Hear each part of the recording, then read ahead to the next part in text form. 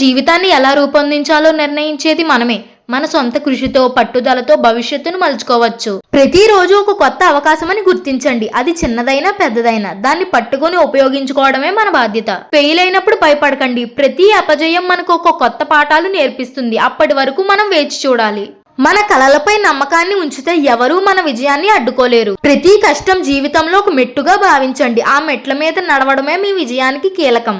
ఆత్మవిశ్వాసం అనేది ఒక ఖడ్గం లాంటిది. దాన్ని పదును పెట్టుకుని ఎలాంటి ఆటంకానైనా ఎదుర్కోవచ్చు. మీ లక్ష్యం ఎప్పుడు మీ మైండ్లో ఉండాలి. చిన్నదైనా చాలు, దానిపై ఫోకస్ చేసి పనిచేయండి. మీరు సాధించలేరని చెప్పేవారికి నిరూపించండి. మీ కృషి మీ గొప్పదనాన్ని ప్రపంచానికి చాటుతుంది.